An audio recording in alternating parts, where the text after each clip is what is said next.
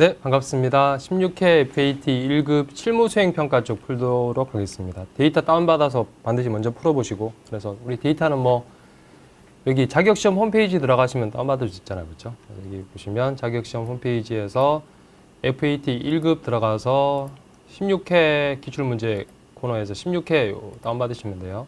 수험번호, 감독관 확인번호 확인하시고, 저는 이미 설치를 미리 해놨거든요. 그래서 바로 한번 들어가 보겠습니다. 수험번호,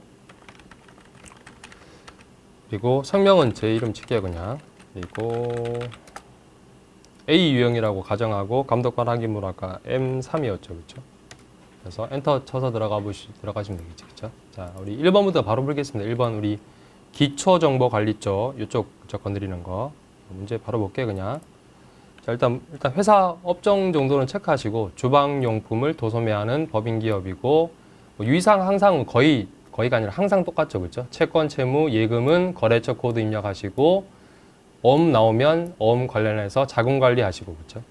자, 바로 1번 볼까요? 1번 보시면 사업자 등록증에 따른 회사 등록 수정하세요. 주로 나오는 게 이제 뭐 그 법인 같은 경우는 이제 주소 바뀌었다거나 대표자 바뀌었다거나 업태 종목이 추가되거나 수정되거나 아니면 관할 세무서가 바뀌거나 이런 거거든요. 그래서 한번 볼까요? 자료 설명. 쌍문의 대표자가 변경되어 사업자 등록증을 정정 발급받았습니다. 라고 되어 있죠. 자, 이 사람 바뀌었대요. 성덕선으로. 주민번호도 이렇게 주어졌죠. 그래서 밑에 보시면 얘밖에 없습니다. 대표자 임명 바뀐 거 밖에. 추가적으로 대표자 주민번호도 수정을 같이 해야 돼요. 자, 그래서 이거 틀리시면 안 되죠. 예, 그래서 바로 회사 등록에 가서 다른 건 이상 없으니까 성보라에서 이제 성덕선으로 바꾸시면 되겠죠. 그렇죠?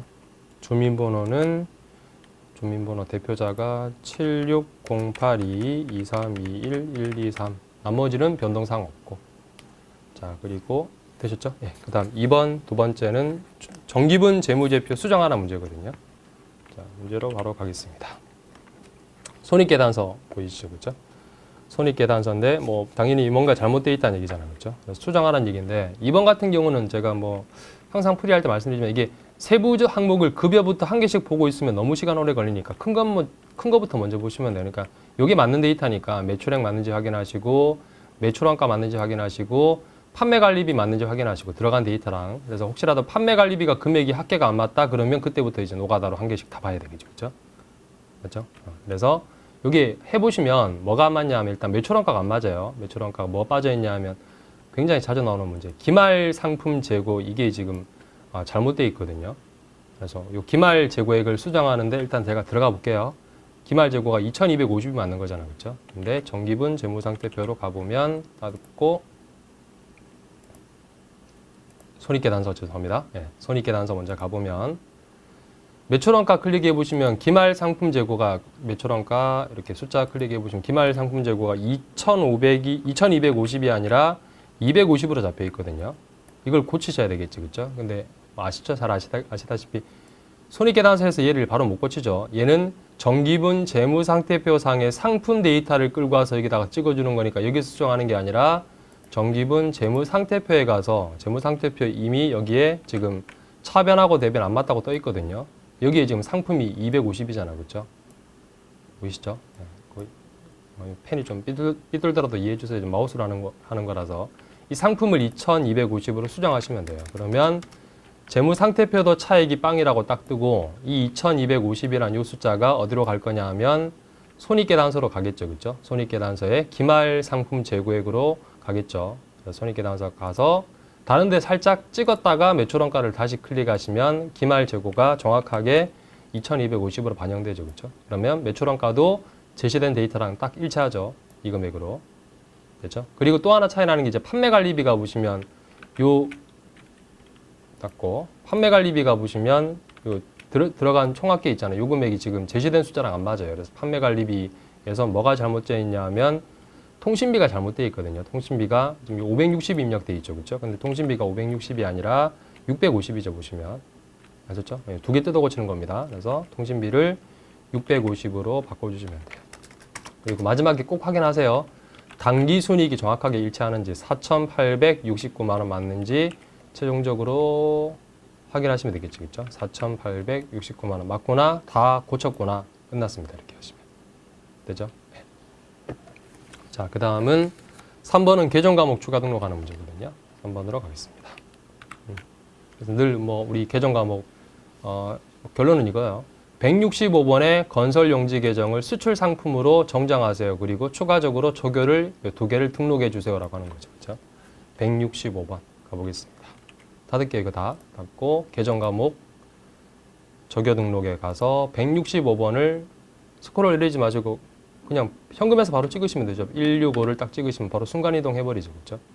그래서 이걸 수정하는데 문제는 이 색깔이 지금 안 보이지만 다른 데 잠깐 찍을게요.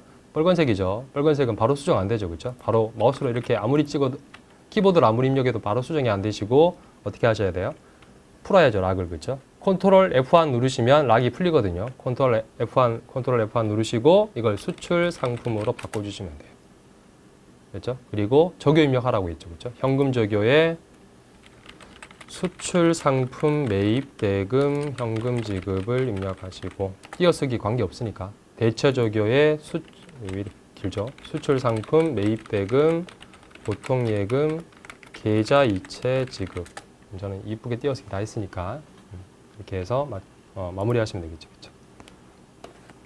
되셨나요? 네. 자, 여기까지가 보통 기초정보관리 쪽은 3개 정도 출제가 되니까 그 다음 이제 2번은 전표 입력하는 거, 일반 전표 입력하는 거 있죠. 2번 가보겠습니다. 일단 항상 증빙 나오면 증빙부터 뭐 보지 마시고 자료 설명부터 먼저 보세요. 상품 홍보용으로 사용할 뭐 전자파 차단 스티커를 제작했다. 아, 광고 선전비. 돈은 현금 지급했고 여기서 증빙에 체크하실 것은 상대방 상호, 그렇죠? 그리고 날짜, 그리고 공급 금액, 공급 대가, 영수증 부가세 포함한 총액으로 6만 원 확인하시면 되지, 그렇죠? 그리고 이게 여기서 보시면 이게 간혹 가다가 시험 한 3번, 4번 치면 한 번씩 나오는데 일단 전표 입력하셔야 되겠죠, 그렇죠? 그리고 추가적으로 지금 3만 원 초과 거래인데 영수증 받았잖아. 그러면 이때 우리 법인세에서는 2%만큼의 가산세를 매기거든요. 그걸 매기기 위해서 추가적으로 영수증 수취 명세를 작성하래요. 이거 잘 안 나오는데 한 3번, 4번쯤에 이거까지 하라 그러거든요. 그래서 일단 전표 입력하고 3만 원 초과되었는데 정기 증빙 안 받았잖아. 그렇죠? 영수증 받았잖아. 그렇죠? 여기에 2% 가산세를 매기기 위해서 이거 2번 작성해 보겠습니다. 일단 전표부터 입력할게요. 4월 10일 날짜로 일반 전표 가서 차변은 광고 선전비가 6만 원이고 대변은 현금 뭐 출금 전표, 차변, 대변 어느 걸 쓰셔도 관계없으니까. 그리고 여기에 대해서 2% 맞아라 그 얘기죠. 그렇죠? 메뉴를 잘 찾아가셔야 됩니다. 결산 재무제표 완해 보시면 맨 마지막에 영수증 수취 명세서 보이시죠. 그렇죠? 여기 가서 이게 노가다입니다. 다 치셔야 돼요. 자동으로 불러오기 안 됩니까? 안 됩니다. 이거 자동으로 불러오기 되는지 아시고 F2 막 누르시던데 일일이 입력해야 돼요. 2016년 4월 10일 날 상대방 광고나라. 모르겠어요. 또 나중에 업데이트가 되어서 자동 불러오기 될지 모르겠지만 지금은 그냥 다 입력하셔야 돼요. 교육용은. 성명 대표자가 김상훈, 영수증 보시고 그대로 치는 거예요. 주소도 그대로 다 입력하셔야 돼요. 서울 구로구 디지털로 217 사업자 번호도 다 치셔야 돼요. 12034 11112 거래금액 하나씩 전부 다. 그리고 구분은 이건 예외사항입니다. 그러니까 3만 원 초과되는데 정기증빙 안 받으셔도 되는 예외사항이니까 무시하시고 계정 과목은 광고 선전비죠. 그렇죠? 광고 선전비. 그리고 적요는 품명 그대로 쓰시면 돼요. 전자파 차단 스티커. 그렇죠? 나중에 이제 요금액에 대해서는 영수증 수취 명세서 완에 가보시면 요금액에 대해서는 이제 요거예요. 6만 원. 3만 원 초과분인데 요거 6만 원 있죠. 이 6만 원에 대해서는 2%만큼의 가산세가 매겨지거든요. 여기까지는 뭐 자동으로 찍게 되는 거니 이건 자동 찍게 되는 거니까 요거를 하나씩 다 노가다로 입력하시는 거. 되셨죠? 네. 닫을게요. 저장하시고 빠져나오시면 되겠지. 그리고 2번 보겠습니다. 2번은 약속음의 배세양도라고 되어 있죠. 그렇죠? 그러니까 배세양도란 게 우리 회사가 어음받는 게 받으러 옴 있었는데 그걸 딴 사람한테 넘겨주는 거잖아요. 그렇죠? 그래서 자료 설명부터 바로 볼게요. 자, 신혼주방에서 상품 매출 대금으로 받아 보관 중인 전자음이다. 이게 우리 회사가 처음 받았대요. 차변에 받으러 옴이라고 잡아놨겠죠. 이걸 서호의 상품 외상 대금 일부는 위에 전자음으로 배서 양도. 이걸로 건네주고 잔액은 국민은행 보통예금 계좌에서 이체 지급하였다. 보시면 국민은행 계좌에서 빠져나간 돈이 4월 15일 날 이거 보시면 50만 원 빠져나갔죠. 그렇죠? 그러니까 950은 어음 배사양도하고 나머지 50은 국민은행 통장에서 출금했으니까 총 1,000만 원이 되겠죠. 외상매입금 잔액이 그죠? 1,000만 원 소호해 줄게. 그래서 일단 전표 입력부터 먼저 하고 이 어음에 관해서는 당연히 자금 관련 정보 반영하라고 하겠죠. 그죠? 4월 15일 날짜죠. 일단 소호의 총 외상매입금 소호 1,000만 원이 있었는데 이걸 다 갚았대요. 뭘로 갚았지? 일단 950은 받으러 옴으로.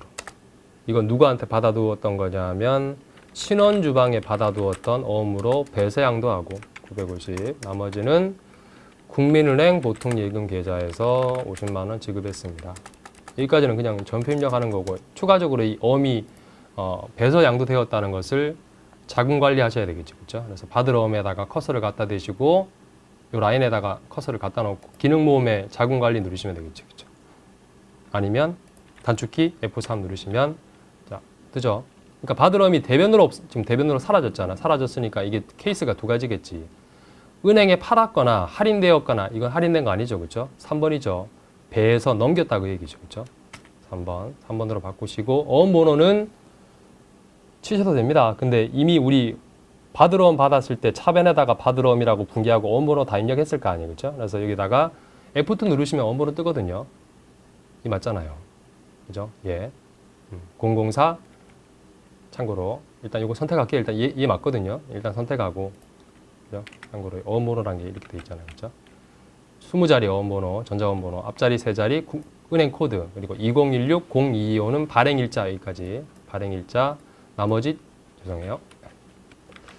그 3자리가 은행 코드고 그리고 2016-0225가 발행일자고 뒤에 보시면 이게 1년 번호 9자리. 중요한 건 아니고. 자, 그래서 일단 선택했죠. 그리고 여기 빠져있는 데이터는 다 치셔야 됩니다. 뭘 치셔야 되냐 하면 다른 건 맞는데 지급은행이 국민은행 맞죠? 맞고 지급거래처 그러니까 배사양도한 거래처 배사양도한 거래처가 서호죠. 서호에다가 배사양도했잖아요. 그렇죠? 서호까지 체분하셔야 되겠죠. 그러니까 요 자금관리 쪽에서 받으러 온 관리나 지급원 관리 쪽에서는 자동으로 데이터가 입력되는 것은 그대로 놔두시면 되는데 혹시라도 자동으로 데이터가 입력이 안 되는 것들 있잖아요. 지급거래처 같은 것들은 하나씩 다 일일이 쳐주셔야 돼요. 그죠? 그러니까 신원주방에서 발행받은 어음을 소호에다가 배서 양도했다 그 얘기죠. 이해하시겠죠? 좀 복잡하죠. 배서 양도 잘 안 나오는데 이게 이번에 나와서 제가 정규반에서는 뭐 받으러 오면 할인되는 케이스, 그 배서 양도 되는 케이스 이렇게 유형별로 다 정리해 드렸으니까. 자, 그다음 3번 보겠습니다. 급여 나갔네요. 급여 자료 설명부터 바로 읽을게요. 그냥 급여 4월 20일 날 회계팀의 4월분 급여를 국민은행 보통예금 계좌에서 이체 지급했습니다. 급여에 여러 가지 수당이 있는데 그냥 그거 따로따로 하지 마시고 통합해서 급여로 처리하래요. 그냥. 자, 그래서 위로 올라가 보면 이렇게 전체 금액 총액으로 보시면 돼요. 600만 원 급여 지급하는데 당연히 다 주면 안 되죠. 원천 징수된 금액이 있겠죠. 그렇죠? 원천 징수된 금액이 얼마냐 하면 총합계가 이 금액이죠. 그렇죠? 53440 예수금이죠. 나머지는 국민은행 보통예금 계좌에서 빠졌겠죠. 그렇죠? 그죠? 위에 세부 내역 보실 필요 없고 4월 20일 날 차변의 급여 600 그중에서 우리 저 4대 보험이라 한 그 소득세 원천 징수한 것은 예수금 잡으셔야 되겠죠. 그렇죠? 예수금 534440 나머지는 보통예금 계좌 국민은행이죠. 나머지가 밑에 빨간색으로 보이시죠? 그렇죠? 이거 그대로 보시고 5465 560 치시면 되겠죠. 그렇죠? 자, 그다음 4번 볼까요? 4번은 되셨죠? 네, 4번은 자동차 보험증권인데 이거 뭐 보나마나 보험료 나간 거라고 그랬죠? 그거 하는 거겠죠? 일단 자료 설명부터 바로 한번 보겠습니다. 날짜 주의하셔야 됩니다.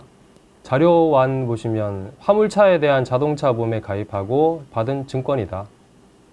보험기간은 올 5월 1일부터 내년 5월 10일까지고 보험료가 얼마냐? 보험료가 총 보험료를 보시면 72만 원이죠. 그렇죠? 72만 원. 이게 통장에서 빠졌죠. 국민은행 통장에서 빠졌잖아요. 그렇죠? 그리고 입력하세요. 단 비용 처리하라는 얘기는 이게 차변에 보험료 잡으라는 얘기죠. 그렇죠? 그럼 차변에 보험료 잡지 뭘로 잡지? 차변에 선급 비용 잡는 케이스도 있죠. 납부할 때 자산 잡았다가 뒤에 가서 결산할 때 수정하는 케이스도 있잖아요. 그렇죠? 그래서 비용 처리하라고 했으니까 차변에 혹시라도 자산 잡으세요 그러면 차변에 선급 비용이고 비용 처리하라고 했으니까 정상적으로 보험료. 단 날짜는 이 날짜 아니죠. 5월 10일 날이죠. 그렇죠? 5월 10일. 당연한 것 같은데 시험장에서 순간적으로 헷갈려서 5월 11일 날 입력하실 수 있으니까 차변에 보험료 821번에 보험료. 돈은 국민은행 보통예금 계좌에서 국민은행. 자, 그 다음은 5번 보겠습니다. 5번도 뭐 세금 낸 거거든요. 5번은. 자, 5번을 보시면 이게 세금과 공과인지 아니면 자산의 취득 공과인지. 자, 볼게요. 5월 15일 날짜 이 날짜입니다. 영업부 승용차에 등록 시 취득세를 현금으로 납부한 영수증이다. 우리 취득세는 차 살 때 내는 세금이니까 1932000이 차량 문방구죠. 날짜 이 날짜 아닙니다. 납부기한 이 날짜 아니라 5월 15일 날짜예요. 자, 현금으로 납부했습니다. 차량 문방구로 처리하세요. 5월 15일 날짜. 좀 빨리 해도 되겠죠? 차량 문방구 1932000. 대변은 현금 1932000. 자, 그리고 그 다음 6번을 한번 볼까요? 6번을 보시면 계약금의 입금이라고 되어 있죠. 그렇죠? 계약금을 받은 건지 준 건지를 보셔야 되겠지. 사랑주방에 상품을 매출하기로 하고 계약금을 현금으로 받았대요. 선수금이죠. 받은 돈 110만 원. 그렇죠? 거래처는 사랑주방. 날짜는 5월 20일. 이런 거 이렇게 체크하시면 나중에 실수 없이 입력할 수 있으니까. 되셨나요? 자, 이게 바로 해보겠습니다. 5월 20일 날이었죠. 차변에 현금 받은 거니까 입금 전표로 하셔도 되고 저는 이제 보기 좋게 현금 110만 원 대변은 선수금이죠. 그렇죠? 사랑주방에서 받은 거. 자, 여기까지가 일반 전표. 보통 한 6개 정도 출제가 되니까. 그리고 이제 문제 3번은 메인 매출 전표. 부가세 10% 묻는 것들. 그렇죠? 그래서 그 중에서 하나가 항상 우리 전자세금 계산서를 직접 발급해 보라고 나오거든요. 그게 1번입니다. 얘는 다른 건 3점인데 얘는 4점 주거든요. 어려우니까. 그죠? 보겠습니다. 그러니까 일단 뭐 항상 우리 패턴 똑같아요. 거래 명세서 제시하고 이걸 메인 매출 전표에 입력하시고 여기에 대해서 전자세금 계산서 발급 전송하세요. 상대방한테 발급 국세청에 전송하세요라고 뜨거든요.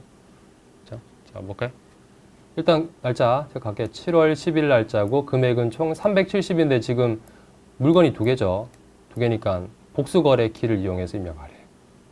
그죠? 그리고 돈 받은 걸 보셔야 되겠죠. 총 부가세 포함해서 이만큼 받아야 되는데 그 중에서 100만 원은 통장으로 받고 잔액은 자기합수표 현금이죠. 현금으로 받았습니다. 일단 메인 매출 전표부터 먼저 입력하겠습니다. 자, 메인 매출 전표 가서 7월 10일 날짜로 유형은 10일 과세가 되고 품명은 복수거래 이용하라고 있죠. 복수거래 가서 그릇 세트 수량 단가 있으면 다 입력하시고 숫자로 된 거 다 입력하세요. 전부 다. 냄비 세트 그리고 거래처는 엔젤 주방이었죠. 엔젤 주방. 전자세금 비워두시고 분계는 혼합으로 해서 돈 받은 게 보통 예금 계좌에서 100만 원 받고 그리고 나머지는 현금 자기합수 받았습니다. 나머지가 빨간색으로 307만 원이죠. 그렇죠? 307만 원. 특히 여기 보통 예금 계좌는 항상 우리 메인 매출 전표상에는 은행으로 걸려야 되겠죠. 국민은행입니다.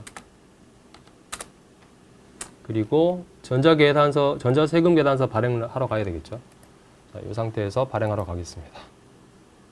부가세 2로 가서 전자세금 계산서 발행 내역 관리로 가시면 되겠죠. 그렇죠? 그러니까 우리 순서 아시죠? 상대방한테 전송하시고 그리고 국세청에다가 죄송합니다. 상대방한테 발급하시고 국세청에 전송하시고 그죠? 차례대로. 가서 우리 방금 입력했던 날짜 7월 10일 날짜로 검색하시면 발행해야 될 금액이 나오겠죠. 거래처는 그냥 엔터 쳐세요. 엔터 쳐서 처음부터 끝까지 하시면 어차피 시험에서는 우리가 입력했던 한 개밖에 없으니까. 자, 이거 발행할게요. 전자발행 누르시고 가상의 아이디 패스워드는 확인 버튼 눌러서 얘한테 엔젤 주방 얘한테 발행하시면 되겠죠. 그죠? 발행. 그리고 이제 끝난 거 아니죠. 국세청에 전송하러 가야 됩니다. 그래서 아카데미 전자세금 계산서 버튼 누르셔서 빌36524.com 역시 로그인해서 여기 방금 7월 10일 날 미전송된 금액이 매출조회 누르시면 뜨거든요. 얘죠. 그죠? 얘를 또 여기서 발행 또 누르시면 되죠. 그죠? 이 발행은 제가 기출문제 풀 때마다 말씀드리지만 국세청에 전송한다는 개념으로 발행 누르시고 완료되면 마지막에 항상 국세청 전송 결과 확인하세요. 확인해서 이게 매출조회 누르셔서 성공되었는지 확인하셔야 돼요. 그렇죠? 참고로 여기 전송일자는 무시하세요. 제시했잖아요. 원래 전송이란 게 발행한 날의 다음 날 7월 11일 날 지금 이 문제는 7월 10일 날 발행했으니까 7월 11일 날 전송돼야 되는데 시험 보는 날짜가 있으니까 이거 무시하라는 얘기거든요. 그 문제에서 그렇게 제시되어 있습니다. 전송일자는 무시한다고. 그리고 닫고 메인 매출 전표 가서 다시 업데이트 조회 버튼 한 번 더 눌러보시면 전자발행이라고 찍히면 끝나는 거죠. 그렇죠? 되셨나요? 네. 자, 그리고 닫을게. 이거 놔두고 그리고 이제 2번으로 가겠습니다. 2번. 여기 있죠? 전자세금 계산서 발행할 결제 내역이라는 게 좀 밑에 세금 계산서 밑에 뭐 외상이냐 이런 거 쓰는 거 그거 무시하고 전송일자도 고려하지 마세요라고 되어 있죠. 그렇죠? 자, 그리고 2번 가겠습니다. 매입거래 설명부터 읽어볼까요? 매출거래처 직원한테 선물할 수령회원권을 구입하고 접대비 불공제 돈은 월말에 지급하기로 했습니다. 그렇죠? 그래서 보시고 거래처 날짜 품명 공급가액 세액 그죠? 불공제죠. 접대비 되셨나요? 날짜 7월 15일 날짜 바로 입력하겠습니다. 유형은 54불공이고 사유는 접대비 관련 매입세액 9번 체크해 주셔야 되겠죠. 품명은 수령회원권 수량단가 없죠. 공급가액 60 거래처는 창원스포츠 여기서부터는 그냥 전자입력 1번 체크 집어넣으라 그러죠. 발행했다고 치자라고 하는 거니까. 분계는 혼합으로 하시면 되겠지. 그렇죠? 혼합으로 해서 이게 접대비죠. 접대비. 부가세 포함해서 접대비라고 처리하시고 돈은 월말에 주기로 했으니까 미지급금을 검색하시면 되겠지. 그렇죠? 66만 원.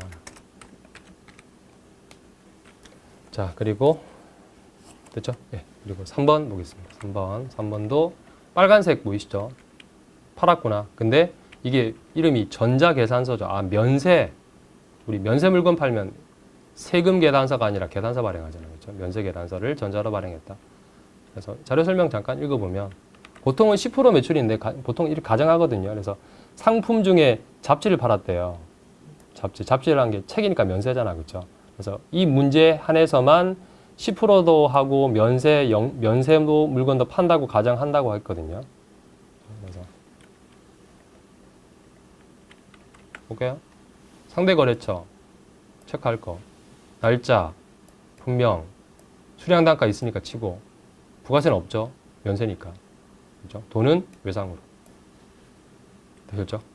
체크할 것만 딱 체크해서 바로 입력하겠습니다. 7월 20일 날짜. 13면세죠. 면세 매출 품명은 키친 매거진 수량 단가 입력하시고 거래처는 금천주방이었죠. 그렇죠? 전자세금, 전자계산서도 어쨌든 전자로 발행했으니까 발행했다고 칩시다. 1 전자입력. 분계는 외상으로 하시면 되겠죠. 외상으로 팔았으니까. 그렇죠? 자, 그리고 4번 보겠습니다.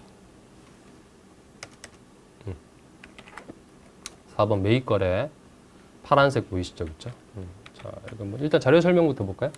회계자문 서비스를 제공받고 수수료죠. 그죠? 세금 계산서 받았습니다. 그래서 돈은 은행 예금 계좌에서 이체했습니다. 그래서 체크하실 것은 늘 우리 받았으니까 지금 공급자를 체크해야 돼요. 이미주 회계사, 날짜, 분명, 수량단가 없으니까 공급가액, 세액 체크하시면 되겠죠. 그렇죠? 되셨나요? 자, 8월 20일자 50일 과세, 자문 수수료, 수량단가가 없었죠. 공급가액 54만원, 거래처는 이미주, 1 전자입력, 그리고 분계는 아까 통장으로 이체했으니까 혼합으로 해서 혼합으로 이게 수수료죠. 지급수수료 그렇죠? 지급수수료 또는 통장에서 59만 4천원.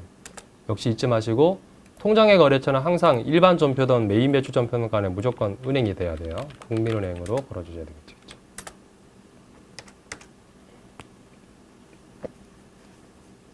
되셨죠? 그리고 5번 매입거래 5번 또 계속해서 보겠습니다. 이렇게 그 이번 16회는 제 개인적으로 되게 어렵게 나온 문제는 없다고 생각하는데, 자, 5번 매입거래 볼까요? 일단 자료 설명 볼까요? 영업부 직원이 출장기에서 숙박비를 법인카드로 결제했다. 여비교통비죠. 그죠? 공지되죠, 이거? 그래서 체크하실 게 거래처, 날짜, 그리고 공급가액세액, 그리고 금액 체크하시면 되겠죠. 그렇죠? 추가적으로 카드니까 카드 회사도 체크하셔야 되겠죠. 미지급금의 거래처는 카드 회사가 돼야 되니까 신한카드로 체크하셔야 되겠죠. 그렇죠? 그렇잖아요. 이렇게 체크하면서 보세요. 시험장에서 이렇게 체크하세요. 펜으로. 그냥 이렇게 체크 안 하시고 보시면 이게 찾기 힘들단 말이에요. 눈에 잘 안 들어오니까.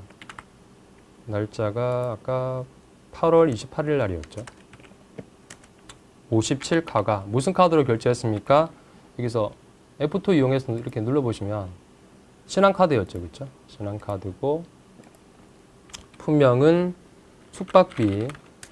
이게 텍스트로 치는 것은 아무 이렇게 숙박비라고 꼭 안 치셔도 됩니다. 이거 뭐 숙박이라고 하셔도 되고 출장비라고 하셔도 되고, 공급가액 카드는 항상 부가세 포함한 금액으로 입력하시면 되죠. 그렇죠? 13만 2천 원 하시면 자동으로 쪼개주니까. 거래처는 대덕 호텔이고, 그리고 분계는 카드로 4번 카드 하시면 되죠. 카드에서 그럼 자동으로 미지급금 거래처는 카드 회사가 되잖아요. 그렇죠? 다만 이 상품만 고치셔야 되겠지. 상품이 아니라 여비교통비죠. 됐죠? 네. 그리고 6번 보겠습니다. 6번은 저거죠. 전기요금 고지서 받으신 거 있죠? 전기요금 고지서. 세금계산서죠, 이게. 그래서 보시면 본사는 8월 달에 전기요금 청구서를 받았는데 작성 일자를 기준으로 메인 매출 전표 입력하세요. 이게 세금계산서 이거잖아요. 이게 세금계산서잖아요. 그렇죠? 작성 일자가 8월 말일 날이네요. 8월 말일자로 50일 과세로 26만 원, 26,000원 입력하라는 얘기죠. 물론 돈은 이때 내는 게 아니겠지. 그렇죠? 돈은 언제 내겠어요? 이때 내겠지. 납기일 날. 그렇죠? 돈 낼 때는 미지급금이 없어지는 분기를 하셔야 되겠죠. 일단 얘는 납기, 그러니까 9월 10일 날 회계 처리는 생략하라고 8월 말에 메인 매출 전표 입력하래요, 그냥. 그죠? 자, 6번 해볼게요. 한국전력공사 8월 말일자로 일단 메인 매출 전표 50일 과세 전기요금이죠. 전기요금 수량단가 없죠. 공급가액 거래처는 한국전력공사. 전자세금이라고 치시고 분계는 이제 혼합으로 해서 이게 수도강렬비죠. 수도강렬비. 그리고 대변은 작성일자 기준으로 286000이 미지급금 돼야 되겠죠. 그렇죠? 되셨나요? 우리 추가 만약에 혹시라도 기출문제 전에 나와서 납기일 날 분계도 해보세요. 그럼 어떻게 하셔야 돼요? 28만 6천 원을 9월 10일 날 내는 분계까지 하라 그러면 일반 전표 가서 돈 낼 때는 일반 전표 가서 미지급금 하라 그러면, 그죠? 거래처는 한국전력공사고. 이거 임의로 하는 겁니다. 지금 제가 하라는 얘기 없었으니까 하지 말라 그랬잖아요. 그렇죠? 28만 6천 원. 그리고 혹시라도 통장으로 빠졌다면 보통예금 통장에서 보통예금 거래처 걸어주시고 이렇게 하시면 돼요. 혹시라도 납기일 날 분계하라 그러면. 되셨나요? 네, 하라 말 없으니까 지울게요, 다시. 그래서 전기요금이든 뭐 전화요금도 마찬가지고, 그죠? 작성일자로 먼저 메인 매출 전표 입력하시고 납기일 날에는 일반 전표 가서 미지급금이 없어지는 분기를 하시는데 지금 얘는 요것만 하라고 했으니까. 자, 그리고 7번은 이제 최근 들어와서 자주 나오는 부가세 신고서 조회에서 그 상계 분계하라는 문제거든요. 자, 7번. 이거 일반 전표 입력하는 겁니다. 10%가 부가세가 들어오거나 나간 게 아니잖아. 그렇죠? 1기 부가세 확정 신고. 4월, 5월, 6월 달. 신고서를 조회해서 저장하시오. 하기 싫어도 그냥 닫으면 저장하시겠습니까? 물어보거든요. 뭐 하란 얘기냐면 4월, 5월, 6월 달 6월 30일 날짜로 부가세 혹시라도 납부세액이 나온다면 미지급 세금으로 하고 내야 되니까 혹시라도 돌려받을 수 있다면 환급세액 나온다면 돌려받는 거죠. 미수금으로 잡으세요 라고 하거든요. 이 문제는 환급세액 나옵니다. 일단 조회해 볼게요. 제가 일기 확정 부가세 신고서 닫을게요. 예죠? 부가세 완에 가시면 부가세 신고서 클릭해서 4월, 5월, 2월 달 조회하시면 돼요. 4월 1일부터 6월 30일까지 하시면 매입세액이 더 많거든요. 15회는 납부세액 분개하는 거였고 16회는 환급세액 분개하는 거 이거죠.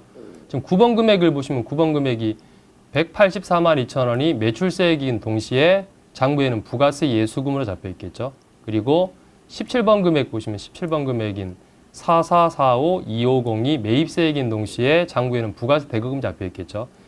매입세액이 더 많으니까 돌려받을 돈 이만큼 생기잖아요. 그렇죠? 그래서 예수금하고 대금금 없애고 돌려받을 금액만큼을 미수금으로 잡으래요. 숫자 확인하셨죠? 자, 그리고 저장해 물어보잖아. 그죠? 저장하시면 되겠지. 숫자 체크하시고 그리고 일반 전표 가서 6월 30일 날짜로 부가세 예수금이 대변에 그동안 차곡차곡 모여 있을 테니까 차변을 없애야 되겠죠. 그렇죠? 부가세 예수금 아까 확인했던 매출세액 금액 1842000 대급금은 그동안 차변으로 쭉 사올 때마다 분개되어 있을 테니까 대변에다가 4445250 그러면 차액만큼이 지금 차변에 마이너스 뜨죠. 2603250이 세무서로부터 돌려받을 돈 미수금으로 하라고 했으니까. 그죠? 2603250. 이 미수금은 원래 세무서가 코드가 돼야 돼요. 무슨 관할 세무서 있을 거 아니겠죠. 근데 뭐 관할 세무서에 관한 얘기가 여기에 뭐 어느 세무서에서 받을 겁니다라는 말이 없으니까 미수금의 거래처는 생략. 자, 여기까지가 전표 입력은 끝났습니다. 그죠? 그리고 이제 1년 동안의 모든 일반 매입 매출 전표가 다 들어갔다면 연말에 12월 말에 결산해야 되겠죠. 그죠? 결산해서 재무제표 만들어내세요 라고 하는 게 문제 4번이죠.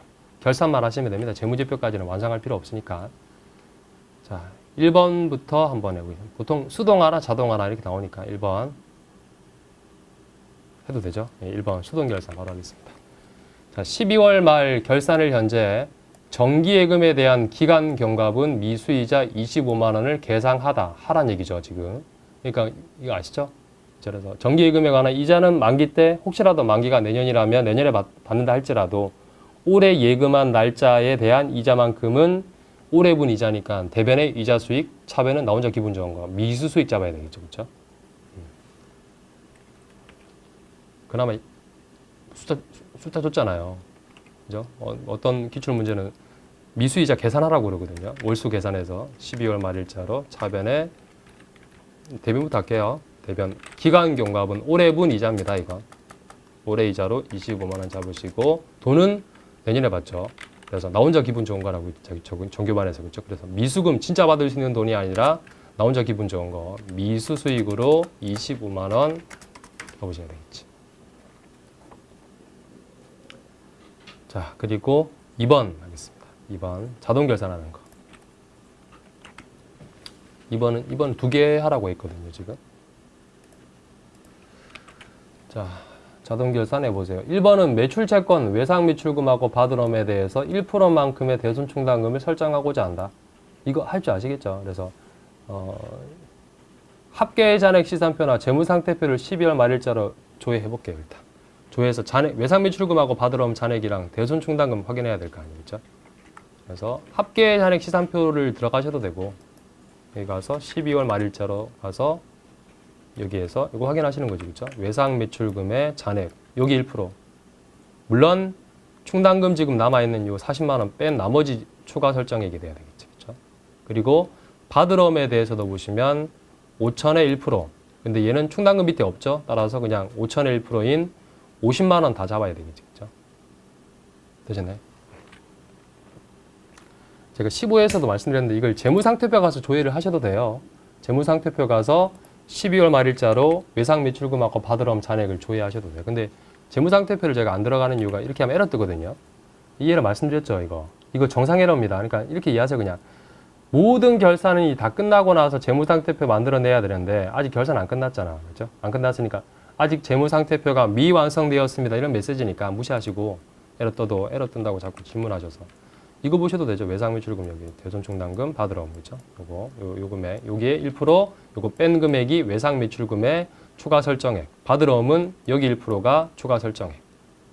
그렇죠? 네, 그래서 뭐 시사표로 가시든지 재무상태표 가시든지 조회하시면 되고 일단은 계산하셨죠? 예, 저는 계산했다고 치고 좀 이따 입력할게요, 바로. 그리고 추가적으로 감가상각비 하라고 했는데 이번은 감가상각비를 준 게 아니라 고정자산 등록이랑 월별 감가상각비 계산 메뉴에서 차량 운반국 감가상각비를 계산했으니까 가서 조회하래요.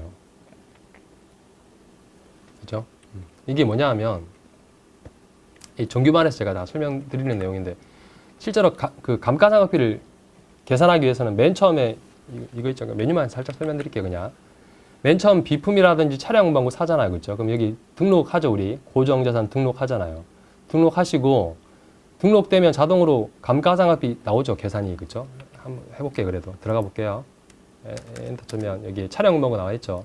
이게 등록되면 자동으로 여기에 우리 상각비율 계산되잖아요. 5239, 492. 그렇죠? 이거를 계산해서 여기 보시면 월별 감가상각비 계산 메뉴 있거든요. 그러니까 원래 순서는 이렇게 해야 돼요. 등록을 하고 나서 월별 감가상각비 계산 메뉴에 가서 12월 말일자로 조회해서 보시면 여기 요거 있잖아요. 12월 누적 상각비. 이걸 기능 모음에서 저장 버튼 여기까지 누르셔야 됩니다.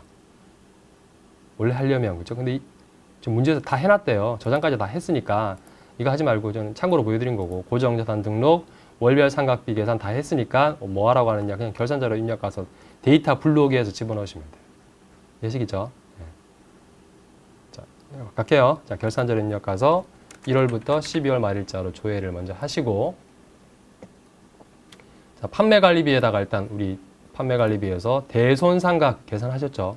네, 저는 답안 보고 바로 하겠습니다. 외상매출금 추가 설정액이 5701020 받으러움이 50만 원이었잖아요. 그렇죠? 집어넣고 감가상각의 차량 운반구에다가 여기다가 금액을 치셔도 되고 아까 방금 확인했던 거 500 얼마 치셔도 되고 아니면 기능모음에 보시면 감가상각비 데이터 불러오는 게 있거든요. 감가상각 반영 데이터 이거 클릭하시면 뜨죠? 이거 확인하시고 밑에다가 결산 반영 넣어주세요 라고 누르시면 자동으로 쏙 들어가죠. 그렇죠? 별 의미는 없는 기능인데 그냥 치셔도 되고 어차피 한 개 입력하는 거니까. 그렇죠? 그리고 거래처가 아니라 다 입력했죠. 그리고 전표 추가 반드시 누르셔야 되겠죠. 그렇죠? 눌러서 여기까지 하시면 끝납니다. 시험에서는. 그리고 제가 항상 마지막에 일반 전표 가서 혹시라도 전표 추가 눌렀는지 안 눌렀는지 확인하시라고 말씀드렸죠. 그렇죠? 12월 말일자로 매출원가는 무시하시고 어차피 시험 채점 대상 아니니까 밑에 감가상각비 붕괴랑 대손충당금 붕괴가 되어 있는지 눈으로 확인하시고 끝내시면 돼요. 재무제표만 다 조회할 필요 없습니다. 완성할 필요 없으니까. 채점 대상 아니니까 어차피. 그리고 마지막에 이제 5번을 푸시면 되겠죠. 두 문제 남아있는 거. 5번 해도 됐죠? 다 들어간 데이터, 들어가 있는 거 조회하라는 얘기. 자, 5번 보겠습니다. 자료조회 문제에서는 뭐 가서 이렇게 조회하시면 되는데 날짜만 주의하시면 돼요. 12월 말일자는 안 물어보니까 거의. 자, 1번 친절하게 주잖아요. 재무상태표 가보세요. 3월 말일자예요. 3월 말일자 당자 비율을 계산하세요. 이게 뭐죠? 밑에 공식 주죠. 당자 자산을 유동부채로 나눈 겁니다. 그렇죠? 제가 정규반에서 재무 비율 분석할 때 살짝 이거 설명드렸거든요. 일단 뭐 공식 그대로 이거는 뭐 이거 뜻은 모르더라도 나누면 되겠네. 그렇죠? 그래서 3월 말일자로 가볼게요. 재무상태표 3월 말일자로 조회를 해봅니다. 그렇죠? 그대로 하면 돼요. 당자 자산이 얼마인데요? 이거잖아요. 이게 12억이죠. 유동부채 확인하세요. 유동부채 얼마죠? 쭉 내려가서 유동부채가 합계가 50억이죠. 12억 나누기 50억 하시면 죄송합니다. 5억이죠. 왜 이러죠? 12억 나누기 5억 하시면 당좌 비율이 240% 나오거든요. 그죠? 12억 나누기 5억 다시 정정. 그래서 답안 수록 메뉴에서 여기 실무 문제 답안 여기다가 동그라미 몇 번이 답이죠? 2번이죠. 240% 2번 체크하시면 되죠. 그렇죠? 200은 객관식이니까. 그리고 됐죠? 그 다음 두 번째, 마지막 두 번째. 자, 거래처 원장 조회하세요라고 되어 있죠. 그렇죠? 자, 3월 말일자입니다. 거래처 원장 가서 거래처별 외상 매입금 잔액과 계좌 이체 은행으로 옳지 않은 것을 물어봤거든요. 일단 들어가 보세요. 3월 말일자. 거래처 원장 가서 3월 30 기간은 3월 말일자니까 어차피 뭐 3월 말일자로 할게. 그냥 2016년도 3월 31일차. 계정 과목은 외상 매입금이죠. 그렇죠? 그리고 거래처를 처음부터 끝까지 다 주면 돼요. 그냥 그러니까 엔터 치면 처음부터 끝까지 어차피 걸리니까 엔터 쳐서 그냥 처음부터 끝까지 보시면 돼요. 그렇죠? 자, 그래서 하나씩 이제 동그라미 1번부터 조회해 볼게요. 동그라미 1번. 감토 주방의 외상 매입금, 담토 주방이 얘죠. 잔액 보시면 돼요. 잔액이 385만 원 줄 게 있는데 이 은행이란 게 이 담토 주방의 통장 얘기하는 거예요. 국민은행 계좌로 입금하면 됩니다. 맞죠? 동그라미 리빙 같은 경우는 리빙은 10만 원 줄 게 있는데 리빙에 외환은행 계좌로 입금시키면 되겠죠. 맞죠? 동그라미 3번이 틀렸네요. 소울에는 줄 게 지금 400만 원 외상대가 있는데 소울 회사에 신한은행 계좌로 줄 겁니다. 입금할 겁니다. 이런 뜻인데 신한을 맞는데 금액이 틀렸죠. 400으로 그렇죠? 40만 원 돼 있죠. 400인데 동그라미 3번이 틀렸네요. 참고로 이 은행은 어디서 오는 거냐 하면 우리 회사 은행 아닙니다. 우리 회사 통장 있는 은행이 아니라 상대 거래처 은행 얘기하는 거예요. 이게 거래처 등록에 보시면 거래처를 등록할 때 예를 들어서 소울 볼까요? 소울 같은 경우는 소울 거래처 있잖아요. 그렇죠? 여기 등록하실 때 보면 소울의 기본사항 등록하시고 여기 추가사항에 보시면 여기 쓰게 돼 있죠. 이거예요. 이게 끌고 온 거예요. 그러니까 소울의 거래은행이 우리 회사 은행 아니라고 했죠. 소울에 거래하는 은행은 신한은행입니다. 여기서 데이터 끌고 온 겁니다. 거래처 등록의 추가사항에 6번에서 끌고 온 거예요. 참고로 말씀드렸고 그래서 답안 수록 메뉴에서 3번을 찍으시고 마지막에 다 객관식 풀고 그렇죠? 저장 누르시고 끝내시면 되겠죠. 그렇죠? 자, 이렇게 해서 16회 1급 풀이까지 마무리할 테니까 혹시라도 풀이 들으신 것 중에 궁금한 사항 있으시면 뭐 아시죠? 학습 문의 게시판에 올려주시면 됩니다. 네, 고생 많으셨습니다. 감사합니다.